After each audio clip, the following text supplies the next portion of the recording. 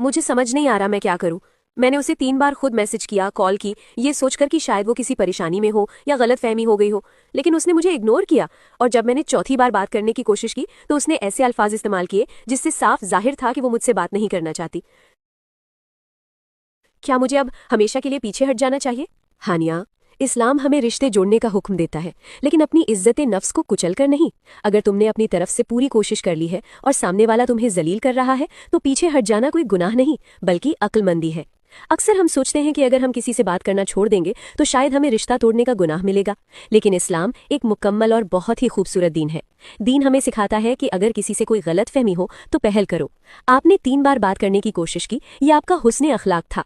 हजरत मोहम्मद सल्लल्लाहु अलैहि वसल्लम ने फरमाया है कि किसी मुसलमान के लिए जायज़ नहीं कि वो अपने भाई से 3 दिन से ज्यादा नाराज रहे, लेकिन इसका मतलब ये बिल्कुल नहीं कि अगर सामने वाला आपकी तौहीन करे, आपको बार बार इग्नोर करे, तो आप अपनी इज्जत दांव पर लगा दें।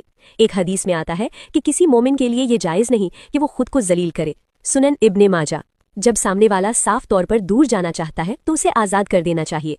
हजरत उमर रजी अल्लाहु अन्हु का एक बहुत ही खूबसूरत कौल है, हर उस चीज़ से दूर हो जाओ जो तुम्हें तकलीफ देती है।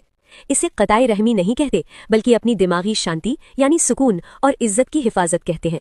कुरान में अल्लाह ताला फरमाता है, माफ़ करना इख्तियार करो, भलाई का हुक्म दो और जाहिलों से किनारा कर लो। सूरह अल आराफ 199। तो अगर कोई आपकी कदर नहीं करता तो वहां से खामोशी से गुजर जाना ही सबसे बेहतरीन अमल है। अल्हम्दुलिल्लाह, तुमने मेरे दिल का बहुत बड़ा बोझ हल्का कर दिया सफ़ा। मैं बिना वजह खुद को कसूरवार समझ रही थी।